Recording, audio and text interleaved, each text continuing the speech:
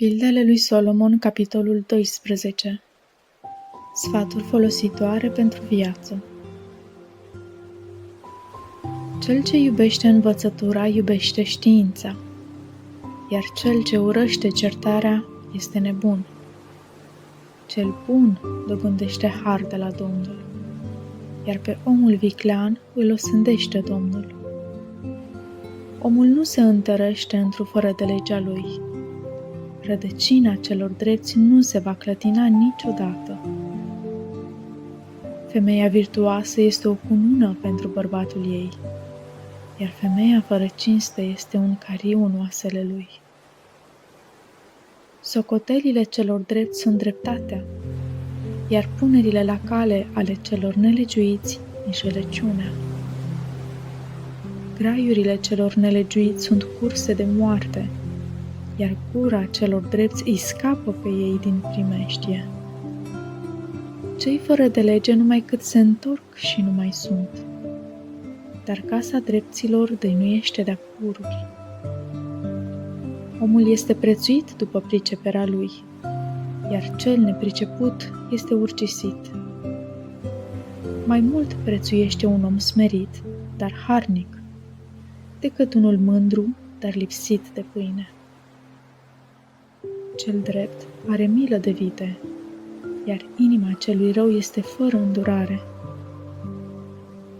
Cel ce muncește ogorul său se satură de pâine, iar cel ce umblă după deșertăciuni este om lipsit de minte. Nelegiuitul poftește prada celor răi, dar rădăcina celor drepți dă rodul său.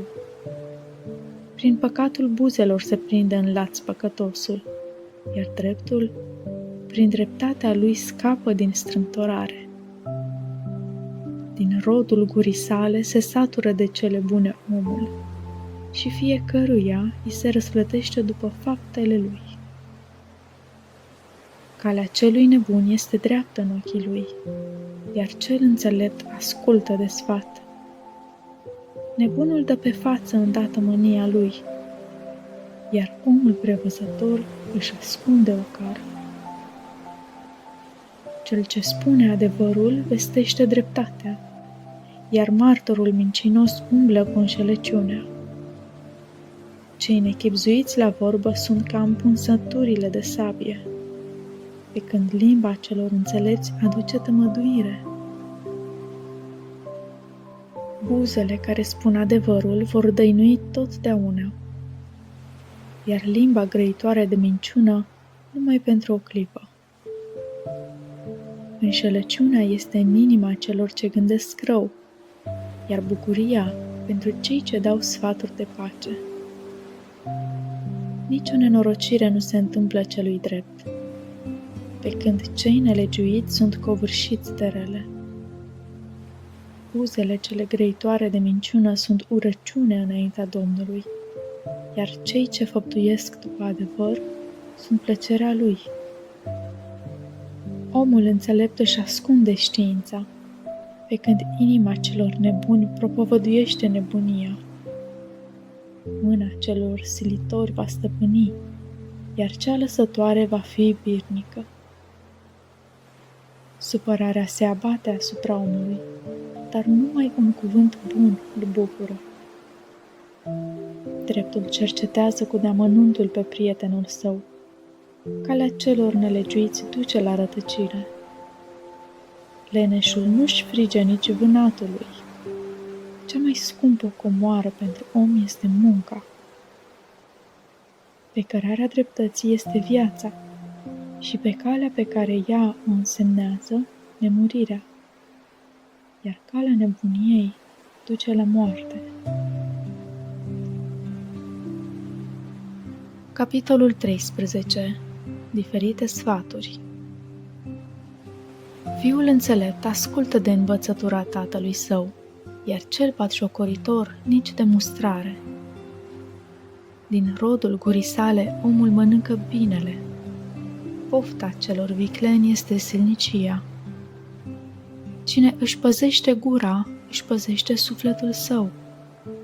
Cel ce deschide prea tare buzele, o face spre pieirea lui. Sufletul celui leneș poftește, însă în zadar. Numai sufletul celor silitori este îndestulat. Dreptul urăște cuvintele mincinoase, ticălosul aduce numai rușine și ocară.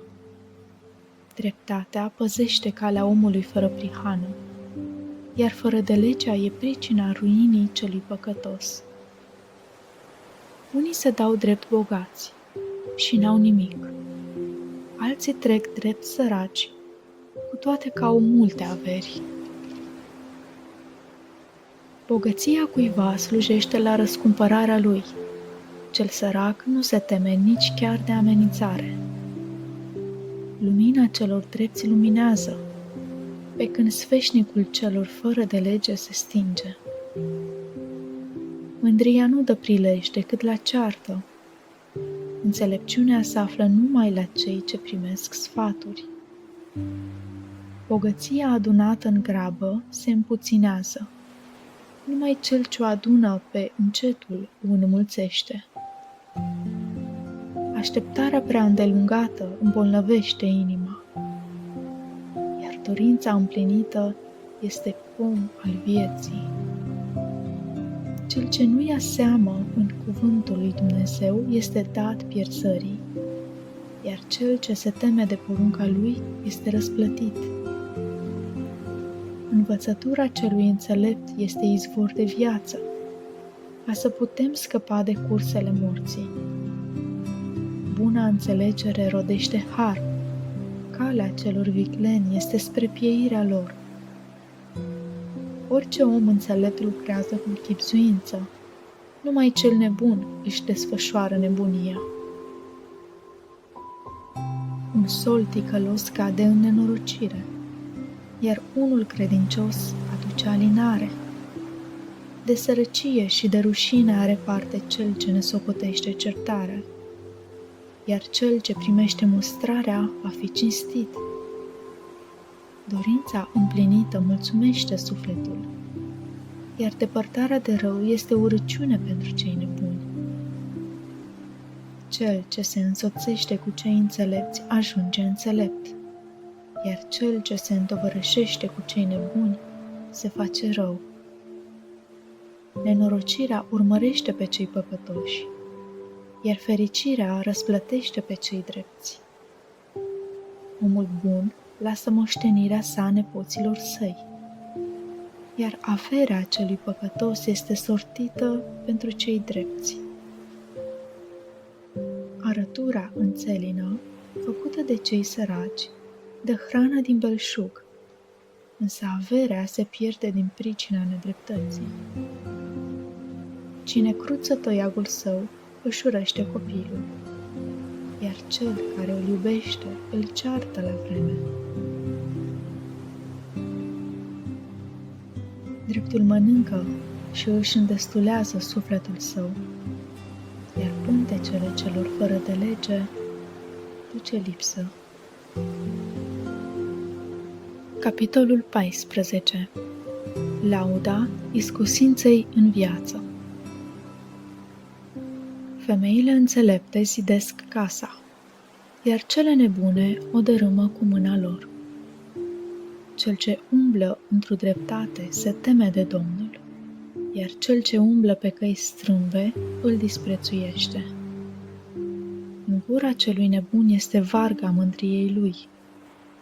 Usele pe cei înțelepți îi păzesc. Unde nu sunt boi, staulul este gol, însă puterea boilor aduce mult folos.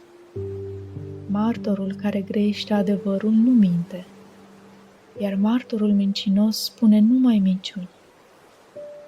Batjocoritorul caută înțelepciunea și nu o găsește, iar pentru cel priceput știința este ușoară. Fugi dinaintea omului fără de minte, căci tu știi că nu este nicio știință pe buzele lui. Înțelepciunea omului chibzuit este de a-și înțelege calea lui, iar nebunia celor neînțelepți este înșelăciune. Nebunul își bate joc de șertfa pentru păcat, însă între oamenii drepți este bună înțelegere. Inima cunoaște amărăciunile sale, iar un străin nu poate împărți bucuriile ei. Casa celor fără de lege va fi distrusă, iar cortul celor drepți va înflori. Unele căi par drepte în ochii omului, dar sfârșitul lor sunt căile morții. Chiar când râdem, inima se întristează. Bucuria se sfârșește prin plângere. Nelegiuitul se va sătura de căile sale și omul bun de roadele sale.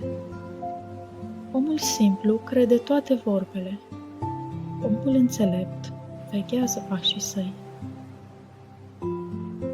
Înțeleptul se teme și se ferește de rău, iar cel fără de minte își iese din fire și se simte la adăpost.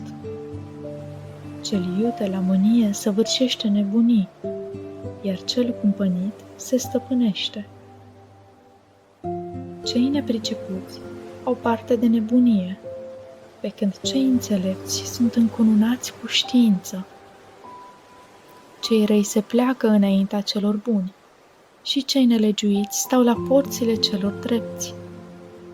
Săracul este disprețuit chiar și de prietenul său, pe când prietenii celui bogat sunt fără de număr.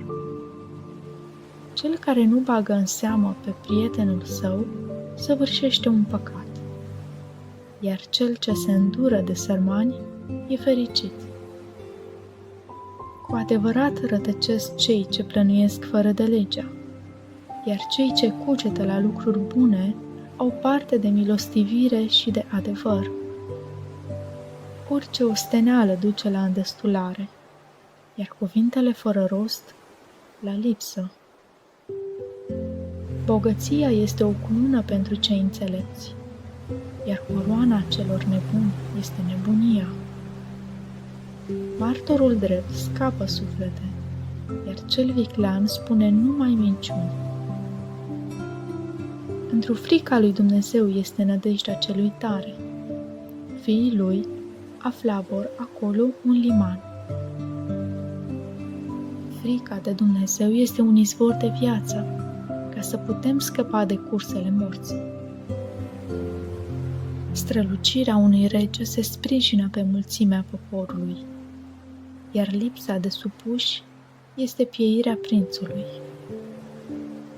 Cel încet la mânie este bogat în înțelepciune, iar cel ce se mânie degrabă își dă pe față nebunia.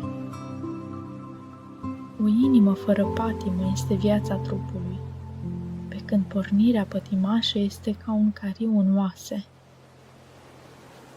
Cel care apasă pe cel sărman defaimă pe ziditorul lui, dar cel ce are milă de sărac îl cinstește.